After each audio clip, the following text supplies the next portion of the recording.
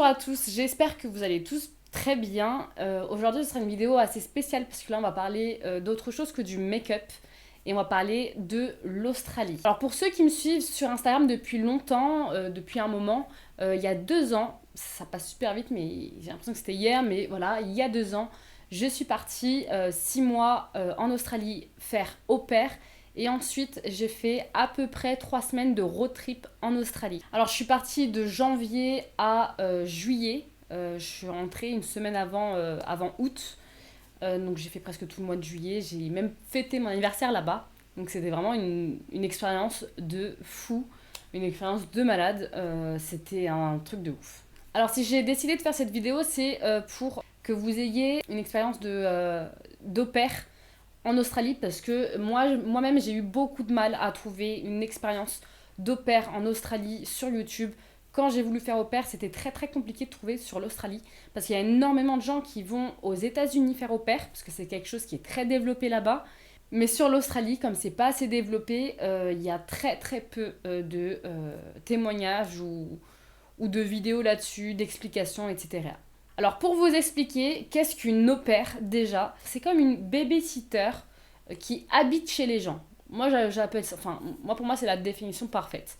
Parce qu'en fait, moi j'ai vécu chez des gens, je gardais leur enfant, mais j'étais un petit peu comme une deuxième fille à eux parce que je partais en vacances avec eux, s'il y avait des activités à faire, j'étais toujours là. C'est vraiment une deuxième enfant et c'est aussi une nourrice parce que je m'occupais de l'enfant. Mais attention, une au pair ne fait pas que garder l'enfant parce qu'il y a certains hosts, donc c'est la famille d'accueil, c'est comme ça qu'on les appelle, qui n'ont pas de femme de ménage et dans ce cas-là, une au pair peut aussi faire quelques tâches ménagères. Ça a été le cas pour moi, mais j'ai fait que très peu de choses, c'était pas grand-chose et surtout il y a un contrat derrière. En tout cas, moi je suis partie avec une agence, donc j'avais un contrat derrière qui me protégeait. Alors, ça coûte combien de faire au pair? Bah justement, c'est super avantageux. C'est un des moyens les plus avantageux pour voyager, pour découvrir une autre culture, pour vivre ailleurs. Parce que tout simplement, vous êtes payé par la famille d'accueil, donc ce qui est trop trop bien. Ça veut dire que dès que vous êtes là-bas, même si vous n'avez pas d'argent de poche, enfin, ou pas d'argent, pas d'économie, au moins vous êtes payé par la famille d'accueil. Vous n'êtes pas payé de fou. Vous n'allez pas avoir un vrai gros salaire. Ça sera vraiment quelque chose de minime. Mais il faut savoir que une au pair est logée et nourrie par sa famille d'accueil. Donc en fait, à part boire, manger, etc., ça, vous n'avez rien à dépenser là-dessus. Donc vos économies, elles seront surtout là pour les loisirs et les sorties que vous allez faire sur place. Il faut savoir, juste une petite parenthèse, que pour aller aux États-Unis, faire au pair, c'est mythe. C'est presque gratuit, pour être honnête avec vous. Si vous passez par une agence, vous êtes obligé de payer les frais d'agence, mais c'est tout. C'est-à-dire que la famille d'accueil pour les États-Unis est dans l'obligation de vous payer votre billet d'avion, aller et retour. Vous avez 500 € que vous devez utiliser pour aller à l'école là-bas. Donc aller dans une université pour apprendre l'anglais. Donc il y a 500 €. Et en plus, vous êtes payé toutes les semaines ou tous les mois. Je ne sais pas comment ça se passe aux États-Unis vu que je ne suis pas allée là-bas. Mais après, c'est le même principe qu'être au pair. Vous êtes payé, logé, nourri, on vous paye le billet d'avion. En fait, vous avez vraiment rien à payer à part les frais d'agence si vous partez avec une agence. Si vous décidez de partir sans agence, vous pouvez y aller avec Au Pair World. C'est une plateforme qui vous permet de contacter des familles d'accueil. Par contre, s'il se passe quelque chose, c'est à vos risques et périls parce que n'y a pas d'agence, donc il n'y a pas de protection. Mais au moins, vous ne payez pas les frais d'agence. Et généralement, c'est un petit peu le même système. C'est la famille qui vous paye le billet, etc., etc. Vous pouvez toujours faire un contrat entre la famille et vous.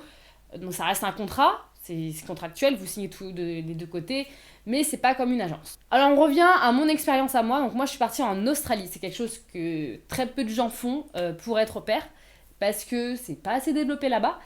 Et moi, par contre, j'ai payé un peu plus cher parce que l'Australie, comme c'est pas développé, bah voilà, j'ai dû payer le billet d'avion. Billet d'avion, visa, qui était quand même assez cher. Le visa, il me semble que j'ai payé dans les 300 €. Le billet d'avion, j'ai payé dans les 1300 € ou 1400 €. Mais c'est très variable, hein. Les billets d'avion pour l'Australie, ça peut aller jusqu'à 2 000 euros, donc c'est très variable. J'ai eu un très bon prix, hein, pour être honnête avec vous. 1 300 € pour aller en Australie, c'est très très bien. Et j'ai dû payer aussi les frais d'agence qui étaient plus chers pour l'Australie également, donc un petit peu relou. Par contre, une fois là-bas, comme je vous ai dit, vous n'avez plus rien à payer, donc en fait, ok, vous allez devoir payer avant, mais après vous êtes tranquille. Autre chose, pourquoi je suis partie en Australie et pas aux États-Unis? Pour être honnête avec vous, faut savoir qu'au tout début, j'avais commencé mes papiers pour les États-Unis. Et après, j'ai réfléchi. Et en fait, pour aller aux États-Unis faire au pair, vous êtes dans l'obligation d'y aller 12 mois minimum. Et comme je suis en couple encore actuellement, et j'étais en couple avec mon copain, enfin, ça fait très longtemps que je suis avec mon copain, et j'étais en couple, et je me suis dit, 12 mois sans le voir, ça va être un peu compliqué. Même si vous avez des congés payés, ça, il faut le savoir, avec une agence, vous avez des congés payés, et bah, s'il vient me rejoindre pour 2 semaines, et que 2 semaines après il doit rentrer, c'est pas grand chose. C'est beaucoup trop de temps en fait, surtout quand on est en couple. Donc j'ai décidé de prendre l'Australie parce que c'était un minimum de 6 mois. Et c'est pour ça que je suis partie 6 mois. C'est l'unique raison pour laquelle j'ai choisi l'Australie. J'y connaissais rien du tout à ce pays. Franchement, j'étais un peu en mode... j'espère que je vais pas détester. J'espère que c'est cool quand même là-bas. C'est pas l'Amérique avec tous les films, Los Angeles, les trucs un peu stylés, entre guillemets. Mais je me suis dit, c'est quoi l'Australie? Franchement, je connaissais pas du tout, un peu à l'aveugle. Puis après, une fois là-bas, et même juste avant, quand j'ai commencé à préparer mes affaires pour l'Australie, quand j'ai carrément acheté un livre, gros comme ça, sur l'Australie, là, bah, du coup, j'ai commencé à me renseigner, j'ai vu des photos, je me suis dit, waouh, mais il y a des trucs de ouf! Et j'étais de plus en plus surexcitée d'y aller. J'avais vraiment trop hâte d'y être. Et surtout, bah, c'est à l'autre bout du monde, donc on se sent ailleurs, genre, ailleurs, vraiment. J'avais trop hâte. Alors pour ma part, j'avais des congés, enfin un week-end quoi, par semaine. Donc on est obligé d'avoir 2 jours de congés par semaine. Moi c'était pas samedi dimanche, c'était lundi et mardi. Mais dans mon contrat d'au pair, bah, j'étais obligée d'avoir au moins un samedi dimanche par mois. Donc ça c'était avantageux de ouf parce qu'au final, je me retrouvais avec une fois par mois, samedi, dimanche, lundi, mardi, de libre. Et c'est grâce à ça que je me suis dit, bah allez, je vais aller à Melbourne, visiter Melbourne, parce que moi j'étais vers Sydney. Donc je me suis dit, ah, je vais voir Melbourne. Une autre fois, je suis partie en Tasmanie. Alors ça, c'était un truc de dingue, pardon. C'est une petite île qu'il y a juste à côté de l'Australie. C'est un truc... Enfin, il y a qui va en Tasmanie, quoi. Et du coup, j'étais trop contente, parce que c'est un peu privilégié. C'est... Voilà, quoi, j'étais trop contente. Et j'ai pu faire des très longs... week-end quoi, parce que j'avais 4 jours une fois par mois, donc c'était trop bien. Un autre avantage, c'est qu'au final, comme tous les autres au pair et tous les autres jeunes en fait avaient la plupart du temps leur congé le samedi dimanche, bah, le lundi mardi je me retrouvais un peu seule, mais pas vraiment parce que je faisais en sorte de rencontrer tout le temps des gens, et ça veut dire que tous les lundis mardis je rencontrais presque toutes les semaines des personnes différentes. Donc ça me permettait aussi de rencontrer plus de monde et pas toujours les mêmes personnes le samedi dimanche. Donc en fait c'était un avantage en quelque sorte. Alors au niveau de l'agence que j'ai choisie pour partir en Australie, bah, c'est une agence, en fait on le voit tout de suite sur Google, Au Pair Care. Donc c'est Au Pair Care, c'est avec cette agence-là que je suis partie en Australie. J'ai même fait un takeover sur leur compte Instagram. C'est en gros, bah, j'ai pris le contrôle de leur Instagram et pendant une semaine, bah, j'ai parlé un petit peu de mon quotidien là-bas. Donc franchement c'est une agence de ouf. Actuellement je suis en train de travailler avec eux pour mon mémoire. J'ai eu vraiment aucun problème avec eux. C'est trop bien en fait. Franchement ils sont top. Ils sont vraiment top. Carrément dans mon contrat j'avais un tableau où au niveau des tâches ménagères il y avait écrit ce que ma famille n'avait pas le droit de me faire faire. Donc on avait signé, c'était un contrat, et tout ce qu'ils avaient le droit de me demander. Donc en fait, je savais déjà qu'il n'y avait que ça que je devais faire. S'ils me demandaient de faire autre chose, c'était mort. Après, ils ont vraiment respecté le contrat. Moi, ma famille, ça s'est super bien passé. C'est la seule famille que j'ai eue en FaceTime. Et c'est celle qui a matché tout de suite. Franchement, ils étaient graves. Ils sont très ouverts en Australie. Il faut savoir qu'ils sont vraiment... les gens là-bas, on dirait un petit peu le monde des bisounours. Tout le monde est gentil, c'est peace and love, tout le monde est cool. Et c'est trop bien. Franchement, c'est trop bien. Et il y a juste un truc qui est trop chelou, c'est qu'ils font pas la bise. En gros, pour eux, Faire la bise, c'est presque comme si on embrassait sur la bouche les gens. Donc ça, c'est hyper gênant quand on est là, bonjour, on a envie de faire la bise, ils nous regardent comme ça en mode, non, tu fais quoi là? Du coup, c'est assez drôle. Alors, pour reprendre au niveau de l'agence, alors moi, j'ai eu, pour vous expliquer un petit peu le résumé de l'agence, on les contacte, on a un premier entretien téléphonique où on parle un petit peu en anglais pour voir un petit peu nos bases. J'avais vraiment les bases, hein. Je suis pas très douée, j'ai pas beaucoup de vocabulaire. Franchement, j'étais basique de chez basique. Après ce premier entretien téléphonique, en fait, il faut un minimum parler anglais. Un minimum, juste savoir au moins s'exprimer un petit peu. Bah après avoir fait cet entretien, là, on vous envoie un dossier qu'il faut compléter. Donc, il faut, par exemple, un casier judiciaire vierge, ce qui est logique. Il y a des petits trucs comme, oui, il faut un permis international pour pouvoir conduire là-bas. Il y a aussi des témoignages des enfants que vous avez gardés. Et il faut valider un certain nombre d'heures de garde d'enfants. Ensuite, vous avez aussi un autre entretien qui est fait avec une ambassadrice.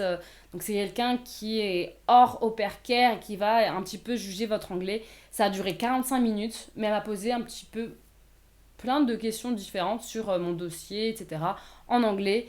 J'étais très stressée, je me souviens, à ce moment-là. J'ai pas trop préparé. En fait, c'est soit je sais parler un minimum anglais et comprendre, soit c'était mort. J'allais pas, une semaine avant, devenir la best en anglais si j'étudiais à ce moment-là. Donc, je me suis dit, ça passera ou ça casse, ça passe ou ça casse, parce qu'en fait, cet entretien, si je le validais pas, j'allais pas pouvoir envoyer mon dossier aux familles d'accueil, en fait. Donc j'étais très stressée, je vous avoue, j'avais la boule au ventre. Et surtout quand j'ai attendu l'appel, j'étais devant mon ordi comme ça, j'étais en panique, j'avais trop peur. Ensuite, dès que vous avez fait votre dossier, Au Pair Care va l'envoyer à une plateforme. Vous n'avez pas accès, en fait vous avez juste, en tout cas pour l'Australie, juste accès à vos mails. Donc en fait Au Pair Care, dès qu'elle a une famille qui est intéressée par mon profil, donc avec toutes les informations que j'ai données, ils vont revenir vers moi et eux, ils vont m'envoyer le dossier de la famille. Et moi, après, je vais devoir contacter cette famille et voir où ils habitent, etc. Je sais que j'avais eu une famille qui était au milieu de nulle part en Australie. Je vous avoue que ça j'avais pas trop kiffé parce que c'était vraiment trop loin. J'allais pouvoir rien faire, rien visiter. Et j'allais être seule, vraiment, au milieu de l'Australie, enfin, sans rien, rien du tout. Et j'ai pas trop... Je voulais pas, en fait, prendre cette famille. Mais Au Pair Care m'a quand même conseillé d'essayer de parler quand même. On sait jamais si ça match tellement que je suis prête à y aller. Enfin voilà. Mais du coup, ça n'a pas matché. Et c'est ma famille d'accueil que j'ai... Enfin, le dossier que j'ai eu de la famille d'accueil où je suis allée, c'était le troisième dossier. On a échangé un petit peu par mail. On s'est posé quelques questions. Et du coup, on a pu prendre un rendez-vous pour un Skype. Et du coup, se poser plus de questions pour voir si ça matchait en vidéo, voir le bébé aussi, enfin... Parce que j'ai gardé juste un bébé, hein. C'était juste un enfant, un bébé en plus, ça c'est top, parce que du coup, je trouve que c'est plus tranquille, il y a moins de stress. Il allait... En fait, quand je suis arrivée là-bas, il avait 1 an. Voilà. Et je suis très attachée à ce petit bébé. Et du coup, le lendemain de mon entretien Skype avec la famille, j'ai appris qu'ils aient accepté de me prendre en tant qu'au pair. Et là, en fait, tout est validé. Je prends mes billets d'avion et là, c'est concret. J'ai des billets d'avion, quoi, pour l'Australie, donc je vais partir. J'étais trop contente, franchement, trop contente. Et ça s'est déroulé. J'ai eu ma famille d'accueil 1 mois avant de partir. Donc ça va trop vite. Vraiment, c'est... En 2 mois, j'avais fait tous mes entretiens, j'avais commencé mon dossier et j'avais mes billets. En 2 mois, c'était bouclé. Donc vraiment, j'étais trop contente. Alors, au niveau de mes meilleures rencontres en Australie, il y en a plusieurs. Et je vais vous mettre les comptes Instagram, en fait, de ceux que j'ai rencontrés. Parce que la plupart ont mis des photos de l'Australie. Enfin, vous allez quand même voyager dans ces comptes Instagram. Donc voilà, j'ai trop envie de vous partager un petit peu mes coups de cœur en personnalité. Parce qu'en fait, c'est des gens que j'ai rencontrés, c'est pas le compte Instagram. C'est vraiment des gens que j'ai rencontrés là-bas et avec qui je suis encore aujourd'hui en contact. Alors là, je vais vous parler en tout premier d'un couple, parce que c'est avec eux que je suis le plus en contact, je pense. C'est Ambre et Bridge. Donc je vous mets leur Instagram juste là. Et c'est un couple trop mignon que j'ai rencontré en Australie. Je sais plus vraiment comment. Moi, je sais plus. Franchement, je sais plus du tout. Il me semble que c'est d'autres personnes que j'ai rencontrées qui les ont rencontrés. Et ensuite, je suis partie leur parler et leur demander s'ils étaient disponibles tel jour pour qu'on aille visiter quelque chose. Et comme ils ont pu, bah, on s'est rencontrés, et on s'est parlé, et hop, et on s'est plus lâché. Parce que du coup, pendant mon road trip avec mon copain, on les a revus. Du coup, en fait, c'est devenu des potes, même de mon copain qui est venu me rejoindre ensuite en Australie. Il me semble qu'on est resté 3 jours sur Brisbane, et c'est là où ils étaient. Et on s'était vus presque tous les jours. Donc franchement, c'est un couple qui a beaucoup de valeurs, qui sont trop mignons. Franchement, ils sont trop mignons et trop gentils. Que ce soit Ambre ou Bridge, ils sont trop gentils. Allez voir leur compte Instagram parce qu'il est top, il est vraiment trop bien. Ensuite, j'ai Eva et Arnella. Donc ça, c'était mon binôme au début de l'aventure en Australie. J'ai rencontré Arnella en tout premier. En fait, la première fois que j'ai posé mes pieds à Sydney en week-end, j'ai rencontré Arnella. Donc c'est mon premier jour seul en Australie, c'était Arnella. Et franchement, elle est joie de vivre, totale joie de vivre. Elle arrête pas de sourire. En fait, pour se souvenir d'elle, c'est son sourire, elle arrête pas de rigoler. Sourire, sourire, sourire. Et vraiment hyper cool. Je suis partie avec Eva et Arnella à Melbourne. Donc, Melbourne, c'était vraiment top. On s'était pris un Airbnb hôtel. Airbnb hôtel, il me semble. Bref, un truc de dingue. Avec une super belle piscine. Je me souviens, on a pris des photos de la piscine alors qu'on s'est même pas baigné. Et voilà. Et avec Eva, je suis partie en Tasmanie. Et c'était genre trop bien. Parce que je sais pas, c'est rien que d'y penser. On pouvait pas se voir en fait avec Eva et Arnella. Le problème, c'est qu'on s'est beaucoup vu au début de mon aventure en Australie. Mais après, on s'est un peu perdu de vue là-bas. On s'est plus revu. Parce que moi, mes week-ends, c'était toujours le lundi, mardi. Et elle, c'était le samedi, dimanche. Donc en fait, j'ai plus l'opportunité en fait, de les revoir. Et toutes les deux, elles ont rencontré d'autres personnes. Donc elles sont restées avec ces autres personnes. Avec qui elles restaient tout le temps, la plupart du temps. Donc en fait, bah, j'ai pas trop pu malheureusement trop les voir là-bas par la suite. J'étais un petit peu dégoûtée, mais bon, c'est tant pis. Et après, j'ai rencontré aussi deux personnes exceptionnelles. Donc Solène Bernadin, qui est passée dans Miss France, en plus, ça a été Miss Franche-Comté. Et Aïssé, qui est sa copine aussi. Donc les deux, je les ai rencontrées en Australie et elles sont vraiment, c'est des crèmes comme on dit, elles sont trop gentilles. Elles se prennent pas la tête et elles sont hyper douces, gentilles, super bon délire. Et vraiment dans le même délire que moi, que j'avais de tout visiter, prendre des photos de bouffe même. C'était un truc, je sais pas, j'avais une obsession de prendre en vidéo de la bouffe que je coupais ou des beaux trucs, quoi. Franchement, j'étais... je les kiffe, elles sont vraiment... elles sont venues m'accompagner dans tous mes délires culinaires. Surtout Solène, je me souviens, on est allé tester... la première fois que je l'ai vue, on est parti tester une glace écrasée sur une gaufre, je crois, ou c'était juste une glace écrasée que j'ai pris en photo. Elle est sur mon Instagram en plus. On a même visité un musée Instagram, oui, parce que là-bas, ils sont vraiment trop dans le délire. Vraiment des bons souvenirs, des très bons souvenirs, et je suis encore en contact avec les deux, et elles sont vraiment trop gentilles. Top. Et enfin, je dirais une autre rencontre que j'oublie pas et que je suis toujours en contact avec. On a envie de se voir à chaque fois qu'on se parle. On se donne pas de rendez-vous clair et précis, mais on se dit on va se voir. Mais ça s'est toujours pas fait. Puis après il y a eu le Covid, donc là c'est toujours bancal. Mais c'est Mélanie, donc Mélanie. Et je l'ai rencontrée à Melbourne. En fait, quand je suis partie à Melbourne, comme moi j'avais 4 jours, je me suis retrouvée 2 jours toute seule, vu qu'Arnella et Eva ont dû partir pour reprendre leur activité quoi, d'au pair. Parce qu'elles étaient toutes les deux au pair, en fait c'est presque que des au pairs là que je vous dis, où certaines personnes c'était pas des au pairs comme Solène qui était là-bas surtout pour travailler. Mais du coup, je me suis retrouvée 2 jours à Melbourne toute seule et c'est là que j'ai rencontré Mélanie. Et elle m'a fait découvrir Melbourne parce qu'elle a été au pair à Melbourne et on a eu des super bons délires. Je me souviens, on a bien rigolé d'ailleurs. Donc voilà, en tout cas pour l'Australie, si vous voulez que je vous fasse une vidéo sur vraiment les étapes de mon road trip en Australie, j'en ferai une, il n'y a pas de problème. Parce que j'ai vu, par contre, le paysage là-bas, il est magnifique. C'est un truc de dingue. J'ai vu des trucs que j'ai jamais vu de ma vie.